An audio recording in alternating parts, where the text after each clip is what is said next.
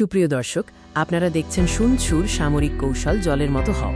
শুন সুর art of war থেকে একটি বিখ্যাত উক্তি, জল যেমন উঁচু স্থান এড়িয়ে নিচের দিকে ছোটে, তেমনি যুদ্ধে দুর্বল জায়গায় আঘাত হেনে শক্তি এড়িয়ে চলতে হয়।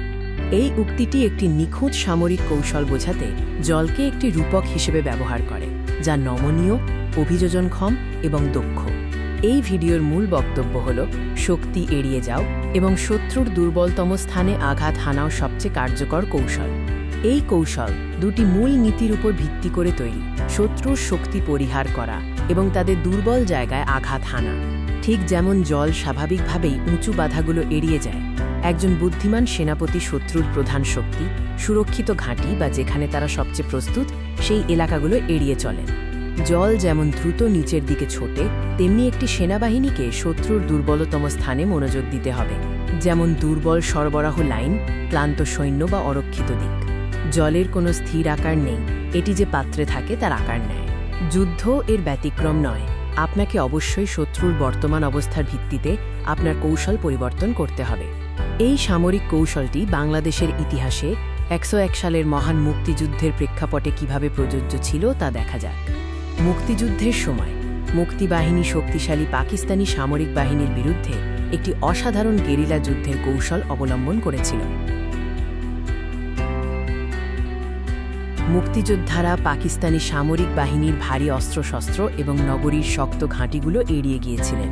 তার পরিবর্তে তারা গ্রামীণ এলাকা ব্যবহার করে বিচ্ছিন্ন টহল এবং দুর্বল সরবরাহ লাইনে আচমকা হামলা চালিয়েছিল। বিশ্বের অন্যান্য ঐতিহাসিক উদাহরণেও এই কৌশলটির প্রয়োগ দেখা যায়। দ্বিতীয় বিশ্বযুদ্ধে হিটলারের ব্লিটজক্রিগ কৌশল এর একটি উদাহরণ। ফরাসিদের শক্ত ম্যাজিনো লাইন সরাসরি আক্রমণ না করে জার্মান বাহিনী দুর্বল আর্দেন ফরেস্টের মধ্য দিয়ে আঘাত হেনেছিল। ভিয়েতনাম যুদ্ধে উত্তর ভিয়েতনামিরা আমেরিকার শক্তিশালী বাহিনীর বিরুদ্ধে সরাসরি বড় আকারের যুদ্ধ এড়িয়ে দুর্বল স্থানগুলোতে আঘাত হানতে এবং জঙ্গল পরিবেশে জলের মতো অভিযোজন করতে সক্ষম হয়েছিল। এই জলের মতো হও দর্শনটি আমাদের ব্যক্তিগত জীবন এবং ব্যবসায়িক ক্ষেত্রেও প্রয়োগ করা যেতে পারে।